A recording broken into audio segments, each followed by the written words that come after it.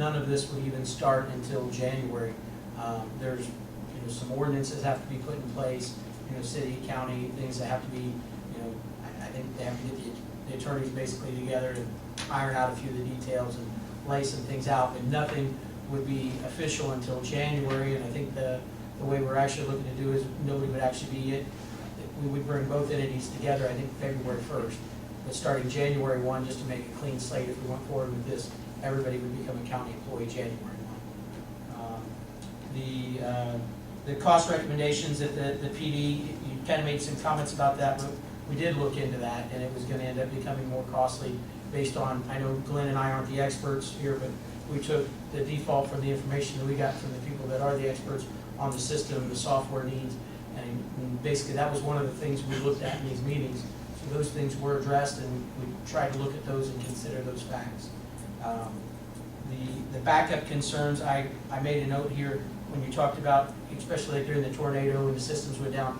I agree that's something that we definitely have to look at, and if we put everything in, put all our eggs in one basket, we better make sure we figure out how we've got backup units in place. And I don't know if that was completely discussed during our meetings or we addressed that. So that's an excellent point, that if we did do this, we definitely need to make sure we enhance those or beef those concerns up.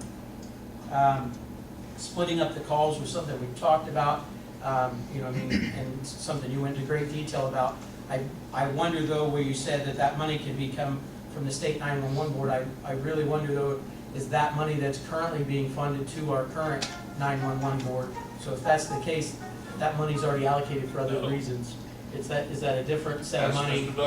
That's what I'm asking. I don't know. It's going right to the county. Yeah. Well, it goes to our 911 board. They fund part-time. Well, part of it goes to the city as well. The 911 board's purchasing our new radios. Not the cell phones. Yeah, it goes. Well, the All 911 money from cell phones goes. Yeah, that money from the 911 board is currently funding our new radios for the police department, which were $60,000. So the 911 board is spending money on the city and the county, and those radios are city radios. Well, I so mean, it's both. In conjunction with that, they have already told us that if we don't consolidate, they will take funding from us.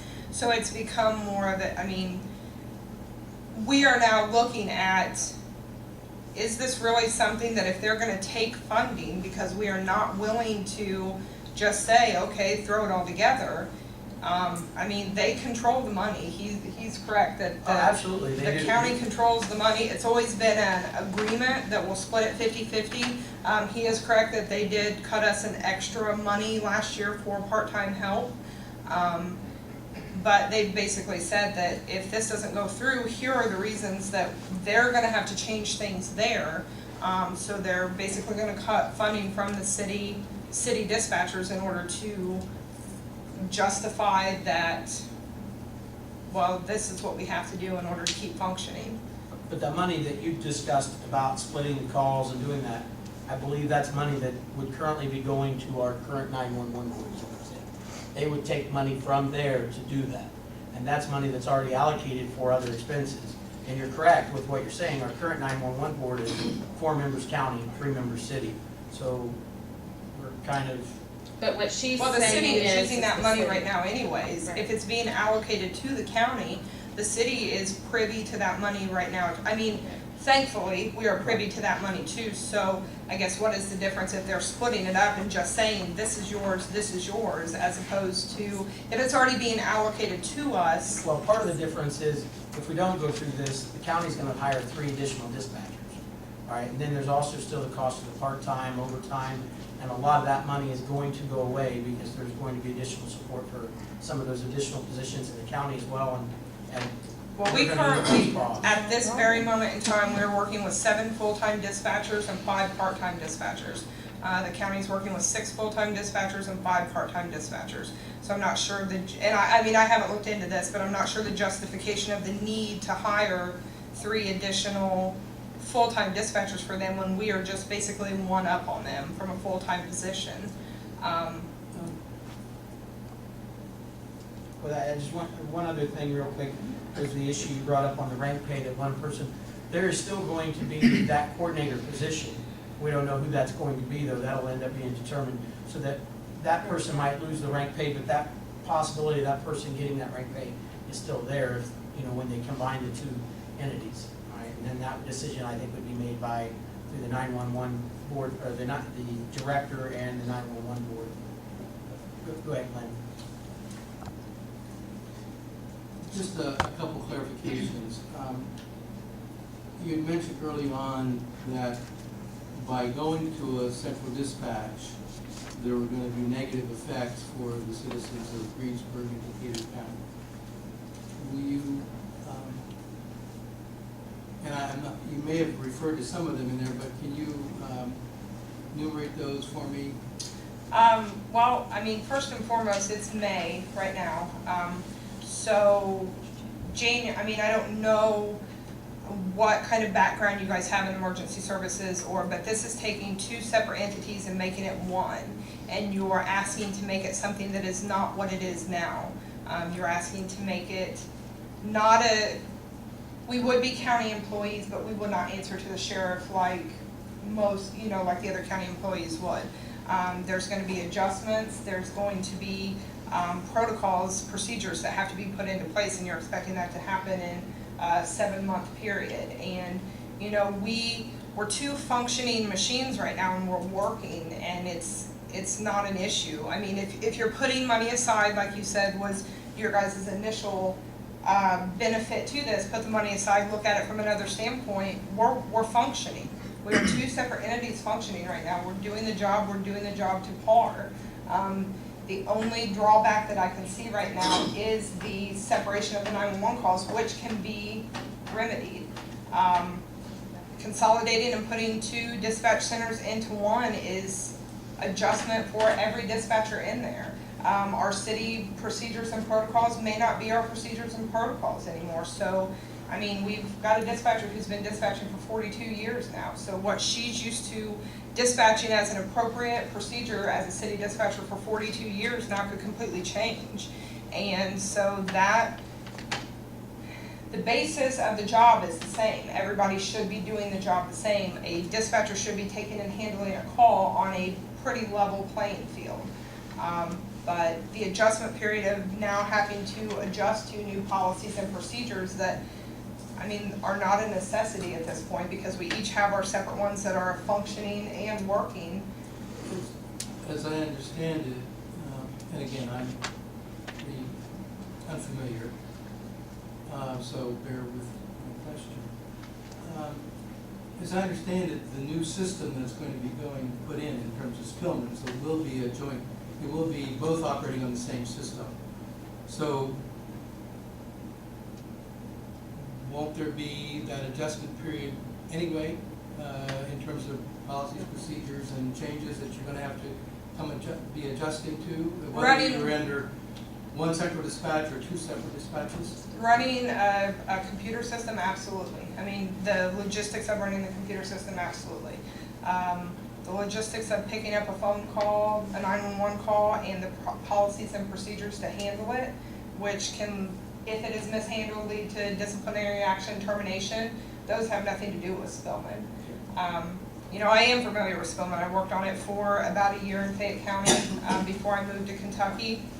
And I know that it's one of the pushes that now we're all going to be on a consolidated system, so that's a good time to move forward with. If everybody's adjusting to the same thing, let's go forward. But, I mean, we are two completely separate departments at this point. And you make the argument for remaining separate based on the adjustment periods and that kind of thing, based on the harm that can come to individuals in terms of their pay.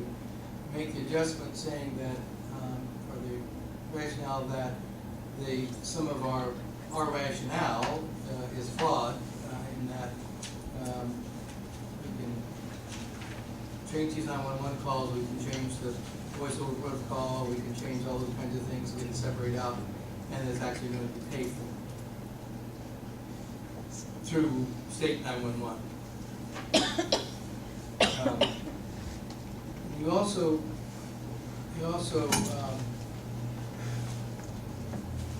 make the point here that you do see in the end that there are advantages to having people in the same place. So if there was no change in dollar amount, would you be supportive of central dispatch? No change in what dollar amount? The concerns that you had. I would say if you took all of the city employees and sent them over with the exact pay they're making now, with their longevity, to the dollar amount what they're making now, I don't think it's gonna be and I'm speaking on behalf of them, so maybe I should, for me, if you send me over centralized on the exact dollar I'm making now, and my only expenditure is coming up with my insurance out of pocket, I've worked in 2 centralized agencies, one in Fayette County, one in Kentucky. I've worked it, I've done it. It does work. It is absolutely detrimental to our families and our lives to expect that because we know and recognize that it can work, we should say, we're willing to make the sacrifice. I'm just asking, I'm not trying to put words in your mouth. I'm just asking if there was no change in dollar amount, you would see the value of central dispatch. If there was no change in my pay and my only expenditure was coming up with my insurance. Thank you. I don't know if others have questions for her before she leaves. No, I think you read it very good. I understand. Thank you. I know that a number of information was presented with regard to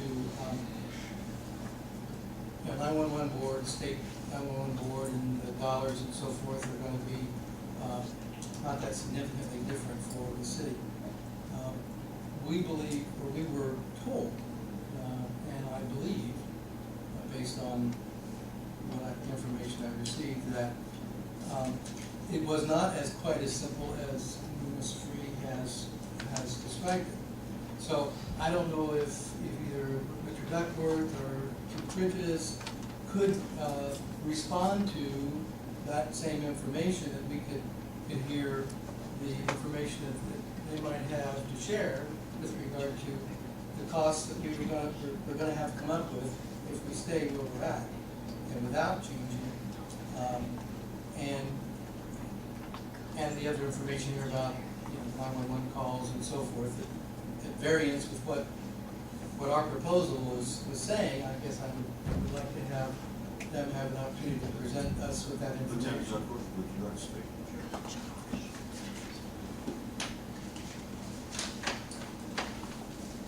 First thing I'll address is Mr. Manis's thing, is that money all does go to the county when it's collected, then Right.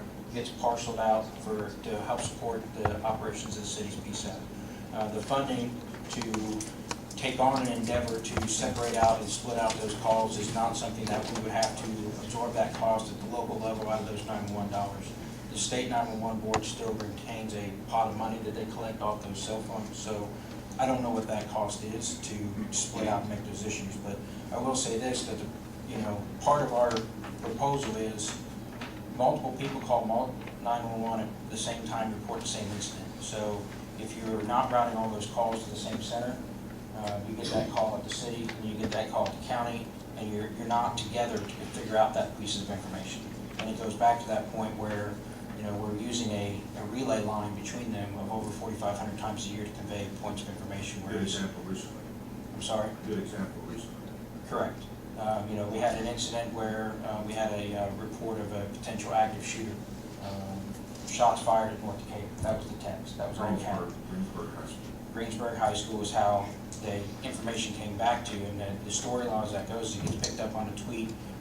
Someone in CBS News Googles North Decatur, comes up as a Greensburg Indian address, so they call the Greensburg Police Department and say, we have a report of an active shooter at your high school. Well, we're missing pieces of information, and we start to roll appropriate resources, but we're trying to communicate to the city, we're trying to communicate to the county.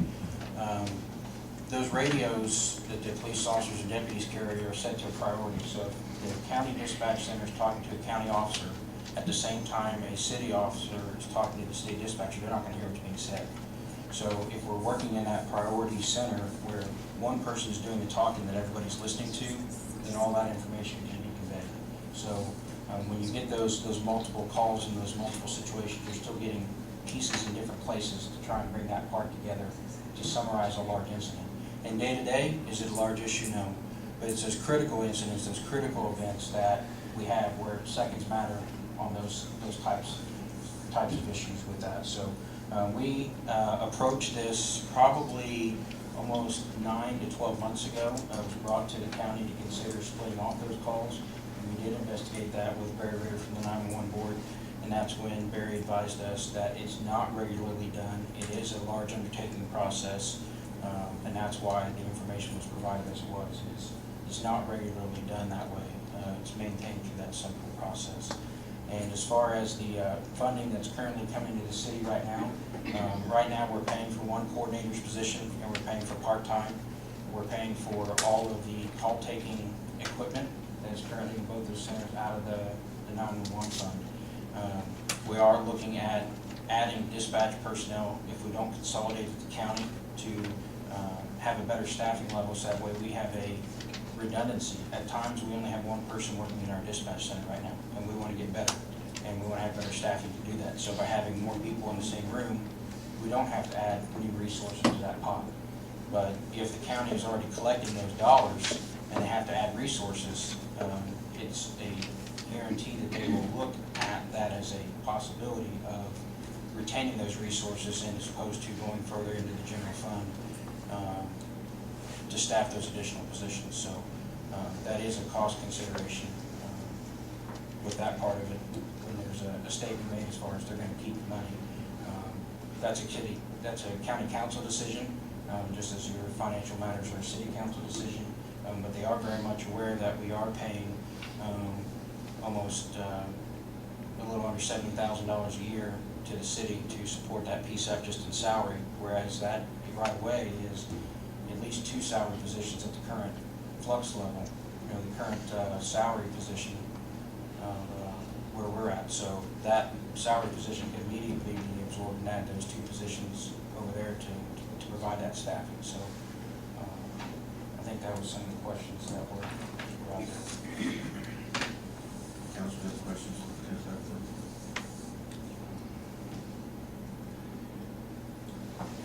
I think the volume that comes down to it is, and we all knew this, we all went through this proposal, and if you look through the consolidation project, there's one issue for resolution, we all knew what it was salary benefits, and we knew what that was the hurdle. But I think even when you sit here and you listen to the folks that have worked in central dispatch, and they're sitting there now saying if it wasn't an issue, if it wasn't a money issue, they would say central dispatch is the way we should be, and that's what we're. Chief, you have anything to add? I'm gonna add a couple things, but I'm also gonna let, if it's okay with you, Mr. Tressler talk. He does handle some of our IT stuff. My main concern, which I've kind of voiced, and like I said, I'm coming into this new. I mean, I don't know, this was first presented in January of this year. I was told that back in 2011 is when both Scott and Stacy Chastain walked into the 911 board saying, we need new radios. We want the 911 to help fund the radios. At that point in time, that cost is anywhere, like I said, depends on who you want to ask, $80,000 to $100,000. My concern is that an administrative head is, okay, if this does not go forward, and the county is, like I said again, the county council is going to control this money, and if they put that towards the county, we're needing radios, we're needing part-time help, and if we don't have that, are we going to be able to come up with a solution to solve some of these issues? That's my thing. Like I said, I'm with Captain Myros in that, and I'm with a lot of the dispatchers. This could be a good thing. I really believe it is. Like I said, I think it can be a good thing. I understand the salary issues and all that. My thing is again, the admin part of the funding of the radio equipment, the funding of personnel, and my worry is if they're going to use some of that money for personnel at the county, that might end up leaving us with single coverage on some shifts once you start vacations and stuff like that. So like I said, that's where my worry is. And like I said, I'm still learning all this. I'm not sitting here claiming to know everything. Like I said, I'm trying to get as much information and intake. So if I'm saying anything wrong here, someone correct me. But like I said, those are my main concerns. I've talked with Bridget. I've talked to other council members. I've talked to 911 board members and everything. And like I said, this is where, like I said, my concern lies. Like I said, the whole 911 intake and stuff, I will let Josh Trussler, who does the IT stuff, if you have any questions on the technical part on that stuff, feel free to ask him and we'll go from there. But like I said, that's where I'm coming from on my part, so. Chris, would you like to speak? Thank you. I just want to give full disclosure to everyone here. I do work part-time for the city of Greensburg as well as for Decatur County. So I'm kind of speaking with experience from both sides. And I'll try to be brief. Do not want to keep everyone here this evening. I do want to express just some concerns that I have overall. I know we kind of started the discussion this evening talking about how it's really not a numbers game. We're not looking to save a bunch of money. We're looking at overall what's best for everyone. Yet I feel like 80% of tonight's conversation has been on numbers. And I don't have a vested interest on the financial impact of being a part-time employee. That doesn't affect me. It's not my salary, my day-to-day job. My greatest concern in this is, I guess, the fundamental base for this entire proposal and the factual basis that has 7 main points. We have just, in receiving this yesterday morning through today, have completely shown flaws in 5 of the 7 points. The technical information is absolutely inaccurate. And my concern is being able to show that in such a quick look. What other details have we missed? What have we not thought about? I'm not saying don't centralize dispatch. I'm not saying centralize dispatch. I'm saying we need to take a harder look and have the appropriate individuals doing that. I mean, no disrespect to Mr. Kane and Mr. Tebby by any means. Not everyone is an IT person, just as not everyone is a councilman or a board of works member. But I have a real concern with the information provided here. And I don't believe that a decision this large and the amount of individuals that it will touch, we're not talking about the 12 dispatchers, the 13 dispatchers. We're talking about the citizens of Greensburg, the citizens of Decatur County, our officers, our firemen, everyone involved here, that there are a lot of things that need to be looked at. And I mean no disrespect in that, but 5 of the 7 points are just factually incorrect. Would you please identify those Yes. 5, what they consist or inaccuracies are? Very first point under factual basis, currently all VoIP internet-based calls. I'm not going to give an IT lesson here. Those calls have absolutely nothing to do with the internet. They do not transit the internet. They use something called internet protocol within the building. And to be simple, it's how you plug your computer into the wall, how it talks to the equipment room up front, and how that phone call goes out. Beyond that point, it has 0 to do with internet. Those calls, the examples given, GCOM, Valio, Decatur County Courthouse, Honda, currently the city of Greensburg, those calls will roll to the appropriate agency. That is an absolute fact. We could call and test that right now. There is concern when you hear the word VoIP, that means internet, that means vonage, that means the person that's picking up the phone and carrying it around from house to house. That is absolutely incorrect. I'll give you one other little background. My full-time position is a senior network engineer and vice president of technology for a major telecommunications company. So if I can provide further detail to prove that, that is fine. I don't want to take the time this evening. And again, I will just clarify, I'm not saying don't do this. I'm saying you need to look a little deeper. We heard from Mrs. Free about the cellular calls and the routing. I absolutely do see that as something that needs to be looked at. I know most agencies do not do that, which is very clear and was correct in here. But when this was first discussed, one of the questions brought by dispatchers was, is this something that can be done? And the original answer was no. And when it was questioned, well, now it's cost prohibitive, when in reality, we don't know. And in just conversations with I will tell you, 2 leading officials in the state of Indiana and the Wireless 911 Board, Brent Cummings of InDigital and Barry Ritter, those would be the foremost experts on this. And for them to as of today, provide that information saying, well, no, that is not correct, it can be done, it's not at a cost to your agency. While I do, agree to your point that it would come from 911 funds, and this is why I would ask for clarification, are you saying we receive $100,000 from the 911 fund today? And they're going to say, well, if we need to spend $50,000 to work with the cellular carriers here to move that, then we're only gonna give you $50,000 next year? I don't believe that that was how it was conveyed. I believe it was conveyed that the state would do that as part of their upgrades. And it is something that they are doing now. They are in the process of upgrading all of these sites to be able to handle newer technologies. Just curious, what kind of cost would there be to that, to city and county? To city and county, according to them, there would be none. It would be done by the state 911 board. Now, I'm not gonna sit here and say, they may incur a cost and say, well, we wanna increase your fee to $1.78 instead of $1.75, or whatever the math may be. I don't know. And again, I think that's why that should be investigated and be discussed. You said Not, that was fixed, and cell calls could be directed in the city or county absolutely. by your location. Yes. It's done by multiple techniques, GPS, signal strength, a lot of different things. The third point, the ring down line, we talked about 4,500 calls a year that is used. I can tell you, in working in both agencies, a majority of those calls, we could probably go back and try to look at it, are, hey, I need to log off for a minute to run to the restroom. Can you cover my radios for me? Hey, can you listen? I've got fire units and EMS out on a call. I do absolutely see the point of a consolidated center in an emergency. As Lieutenant Duckworth said, we have had situations where all of a sudden there's an accident on the interstate, and we see green light, green light, green light at the sheriff's department in the city, and we're all receiving calls, and it gets hectic, and you don't know, are they receiving the same call as me? And we're in different buildings, and you can't just yell across, hey, are you getting this? That is a concern. I do think that kind of lends an ear to what Captain Myra said about, potentially starting a consolidation effort by just putting them in the same room.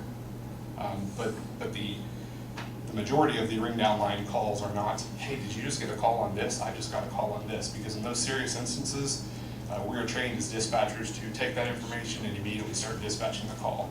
So what we find is we end up stepping on each other. I go to try to send EMS, but the county's already sending them because it's a county call. I just took the additional rollover call.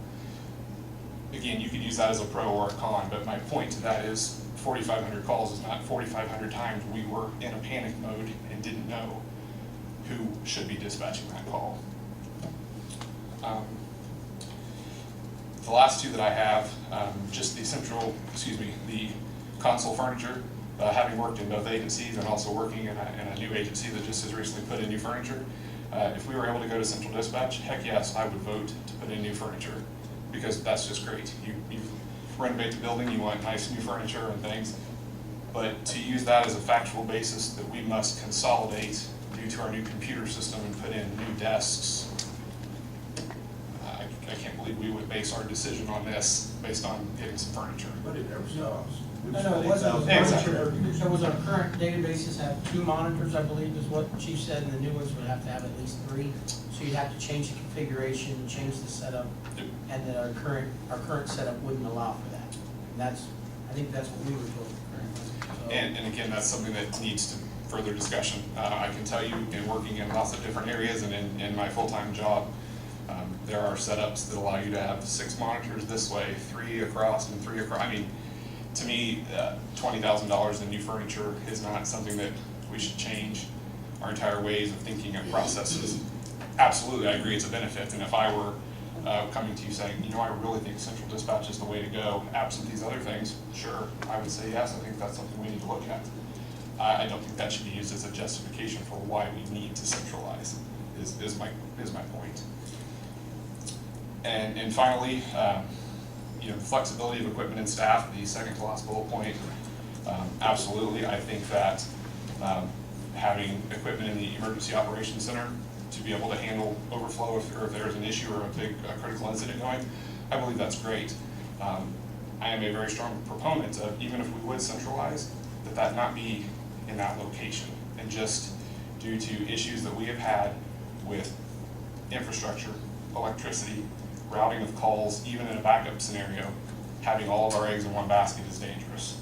And I just feel that that is absolutely something that needs to be looked at, and kind of being the chief technology implementation architect for both the city and the county, I'm gravely concerned that these decisions are being made and discussed by individuals that do not have that knowledge and have not even looked at the technical ramifications of that. I will clarify again, I'm not telling you tonight don't centralize. I'm not telling you tonight centralize. I'm telling you there are a lot of details that have been overlooked, and I just feel that it needs to be addressed. And that's all I've got. Any questions? Thank you. I appreciate it. Other cities and towns have centralized. Have they regretted joining forces under one roof? After one.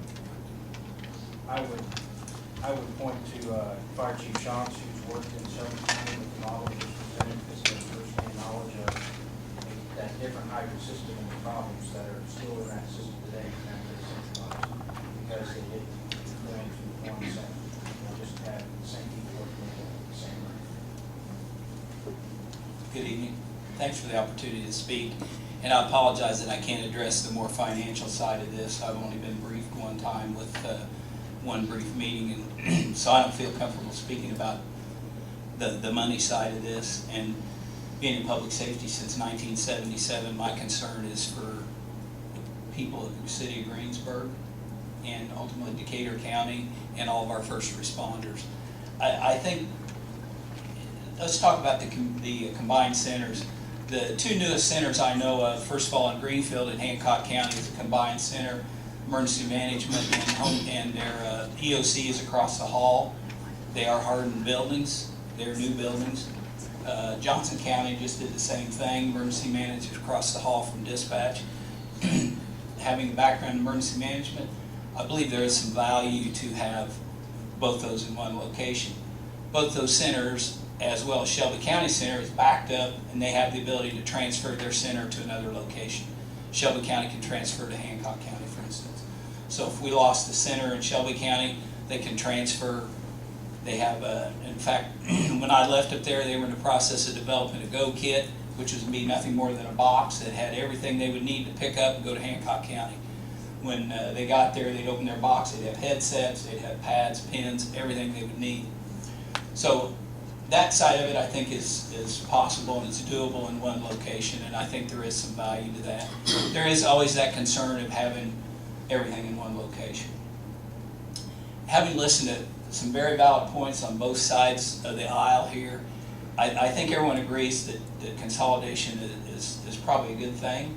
I think there's a lot of value in it, and I think this really addresses one of the reasons we should move forward and get a director hired to answer all these questions, answer the technical questions, answer those kinds of questions. Because I'm not, as the police chief or the fire chief, we don't make decisions on salaries. That's done by elected officials. So on our side of the world, we want to do the best we can with what we're provided with, provide good resources for not only our citizens, but our public safety personnel. And having been through a consolidation in a fire department, I was a member of a 155-member department who was consolidated by Indianapolis, which is a very large department. Our department no longer exists. It's a very scary thing. You don't know what your future represents. They gave our entire administrative staff 2 weeks' notice and let them go at Christmas. So I understand that while this is not an ideal situation, there is an opportunity for employment here. It's distasteful due to the salary situation. I understand that, and I'm empathetic to that. But I think we have to look at the greater good here and look at what's the best thing to do for the citizens that we serve in this area. And I'd be happy to take any questions. Yes. Could you address the Shelby County situation where there are two sets of employees working in one location, and what the disadvantages there may be there? There are city and county across the aisle in a very small room, and it's some of the dispatchers here I'm sure have seen it. It's maybe 8 feet apart, so 10 feet across the room maybe. And there is that, hey, are we getting the same call here? There is that interaction. I think one of the downsides to it is, though, there are dispatchers on one side of the aisle making more money than dispatchers on the other side of the aisle. And occasionally, the ones from one side of the aisle, as soon as there's an opportunity to move over to make a little more money, they will move. And they all do a great job. They're all dedicated, just as our dispatchers are all very dedicated, passionate people. But they're operating under two completely different sets of policies. One's run by the Shelbyville Police Department, one's run by the County Sheriff's Department. There's always issues with that. And I think everyone would agree there that at some point in time they're going to be facing the same merger that we're facing here. And at the end of the day, I think it's a good thing. We all hate it that we can't just wave a magic wand and fix the salary issue, but I think we have to look at the greater good. Thank you.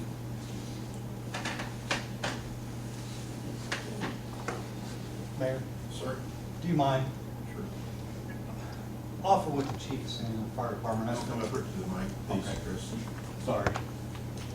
It's short, and I'm just gonna go off the basis of Your one. your name, sir? I'm Officer Chris Bridges of the Greensburg Police Department.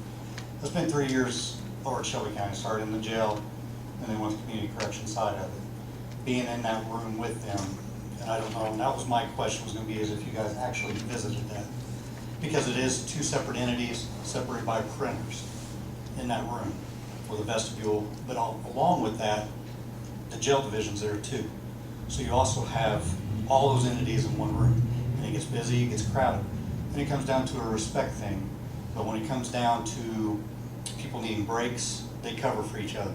When it comes down to an incident that requires multiple phone calls, it's literally turning around and speaking to each other and working together. That room is real hectic because master control for the whole jail is in there too. So you got visits going on, monitoring over here with the public, you know, when everybody comes in. So it's a busy room. It seems to be tight, but it works. The city over there, I would imagine still the same, does get paid more than county employees. So you always have that talk. But the same goes with officers. You know, sometimes people do jump ship depending on what's best for their needs, if it be because of the base salary. But you're looking at somebody, maybe a single person without kids, compared to a person that is a family member with 5 kids, where insurance is, you know, detrimental. So, but they're working there, it does work. I've worked with those dispatchers, they're still there. And it comes down to a choice, you know, if you want to work for the county or the city. But it seems to work, and I think Captain Meyer Rosen, what everybody was speaking, if we're taking time when we're breathing, and if it's going to head that way to be centralized, go into that way, take care of your city employees for a while, the county do it, and then get all your questions and everything mapped out so everybody's taken care of. I mean, or maybe go visit that because it's so close and they've been doing it for years. That's it. Thank you. Anyone else in the audience like to speak? Dan Manis, former fire chief. My concern, and I was on the 911 board when it basically started. Our idea was to go to central dispatch. Problem was when we got ready to organize and get together, it wasn't really working, but we got where we are today. I think that we need to build a dispatch center for this instead of putting it in the old school. I think that that's where it needs to be, is a whole new center. That was maybe my goal, to see if we was gonna do central dispatch, to have a center just for dispatch, where the county or the city didn't control it, but it was all by itself. So, and of course, the police department was supposedly for, the extra seats was for 911, I thought, was when it was built. Because they do have the 4 stations. The county, we would have to go in and, I don't even know where at the school they're putting it. In the backside, there's the windows back there. They're all getting bricked in, it's all planned. Okay. So we're doing some major construction to an old building. we should be working towards of going central dispatch with a new building. I know it's gonna cost more, but that's the way that we was hoping that the plans would go. So, thanks. I just have one short comment, Hey, Leanne. all right? I know, it's getting long. Just, You wanna come? That's what we're-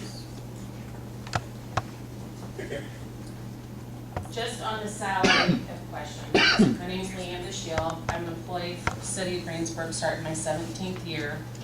I'm one that's, of the dispatchers that's taken a major pay cut if this goes through. I am not against central dispatch. I do see the benefits in it. So I'm not blind to the whole project in itself. Shelbyville PD dispatchers start out entry level at over $41,000. Excuse me, but that's not correct. Is it not? No, it's not. Okay. That's about what a supervisor makes. Okay. But even at that, I've been with the city for 17 years. With overtime, rank pay, everything benefit-wise, it doesn't come to that. So I don't think, you mentioned that the money is not an issue. It's not the major issue. It is some of an issue, but the figures have been thrown out all evening about money. If it's not that much of an issue, those poor dispatchers that are losing excessive amounts of money comes to $8,500. If this is not a money issue, what's $8,500 in a multi-million-dollar budget? It's a savings. And we've been here, this is a job that has major turnover rates. You don't see a dispatcher at 42 years sticking around. It just doesn't happen. 15 years and plus, you don't see that. You gotta have a love for the job. And I feel like you guys had gave us the benefit of our longevity and everything, saying that we deserve that. But now, because we're going to central dispatch and our salaries don't match those that are at the county level, we're getting penalized for our loyalty. That's all I'm saying. I'm not sure what other dispatchers may have. I don't know. Actually, I did look it up, Mayor. The city is right in with Jasper, with Washington, with Bluffton, cities of like size. We're right in the same ballpark. That's probably the salaries that other county benefits, such as the good insurance we have. Yeah, I think we're one of the very few that have the $1 discount insurance. I'd like to start working for the city. Gentlemen, I don't know what to do here, you're gonna make the decision. But sitting here, I'm just seeing where we're gonna save around $14,000, $15,000 over the next 2 years, each year. Yeah. And what I've looked at, and this is nothing that you have to consider, it's just an idea. I looked at these figures that we've been given, and I've deducted the $700 on clothing allowance, the loss of rank pay, because I have money to go to the opportunity. The insurance for evidently single people would be the $10 a month, $120 a year. I'm sure that probably some of our employees are insuring their spouses, which would be eligible for insurance possibly where they work. So that's a lot of money for us insuring a spouse, so they can have insurance. So what I did, I took all, I deducted the clothing allowance, the right thing, and based on the $120 insurance cost per year, I doubled that for a 2-year period. I put double, approximately $300 a year longevity for 2 years for each employee. And the figures that I came up with at the end is BP $2,300, LD $4,550, FP $4,550, EF $2,706, LW $716, AP $1363, and PG $611, a total of $16,200. I don't know how we can do this we can't have them as city employees working for the county, but maybe we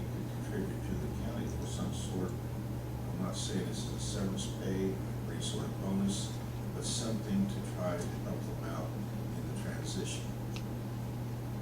But it's possible to pay it to the county, not for salaries, not for us towards their salaries, but in the end, it would be a additional pay for a 2-year period. And they would get that, they'd get half that amount each year at the end of the year served.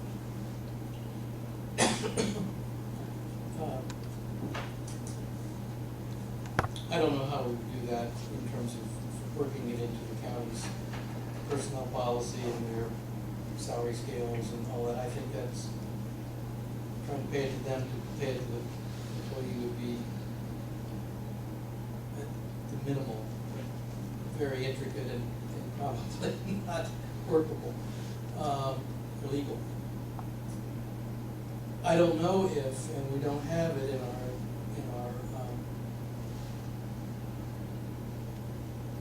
personnel policy or is an ordinance or anything, I think that there is any severance with regard to somebody leaving.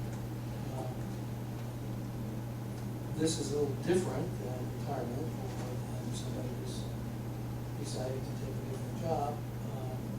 And I don't know if that gives us an opportunity with regard to a legal way to say we can pay severance. And I'm open to that thought. I don't know what the figures, I'm not necessarily agreeing with your calculations because I didn't follow them close enough to know. But possibly something for But transition. in terms of the Okay. severance, the concept, I'm not necessarily, I mean, I think that's maybe something that we should look at. I guess,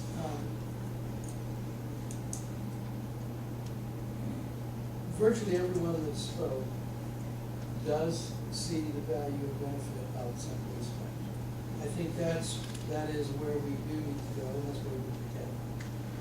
How we get there, trying to address my friend's concern about the flaw. Acknowledging that, at the same time, when you are trying to bring two things together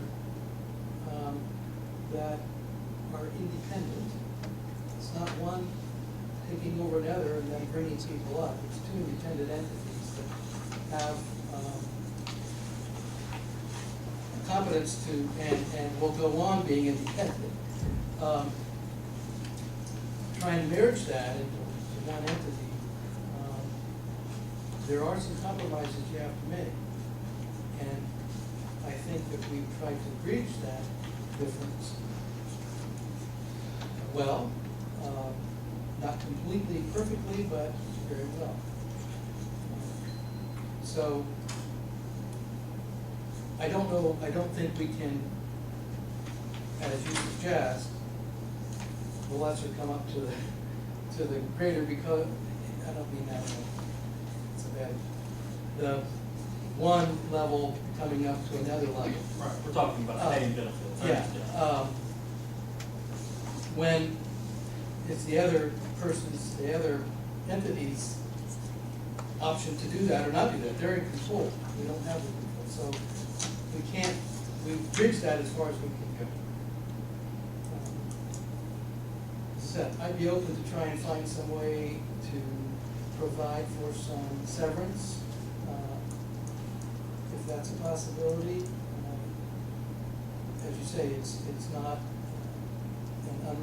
not an overwhelming amount to try and take care of. We can probably take care of it through the dollars that are being saved in that one. So I'm okay with that, if that would satisfy some of the people. The bigger concern I have, and is what the expert here says is inaccuracies with regard to the rationale. And I don't, I'm not saying that one source is correct and the other source is incorrect. I think that probably have to I'd like to see us dig into the numbers there a little bit, but while he had concerns about some of the rationale, he wasn't so concerned to say that we shouldn't do what we're doing either. I mean, he didn't say what we're gonna do. So maybe we can go forward and still reconcile this without having any jeopardy to it. So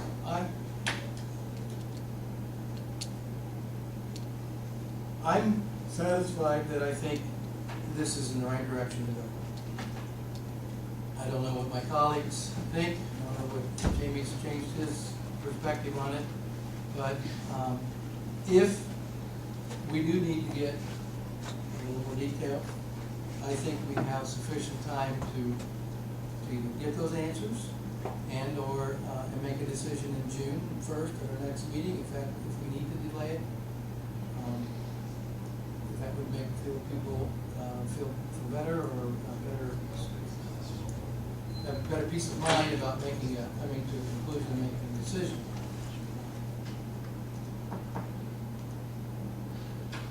With the thought that not to guarantee, but with the commitment to explore and try and find a way to maybe make the city employees who are going to be taking, at least in the interim, not on an ongoing basis, but in the interim, just a year or two, that we could give us some sort of severance to help cover some of those differences. At least I'd say a commitment to pursue that. Whether or not it can happen, there's an awful lot of questions that have to be asked and answered with regard to the legal piece of it, and what kind of precedent we're setting, and other kinds of things that go along with that. But conceptually, it has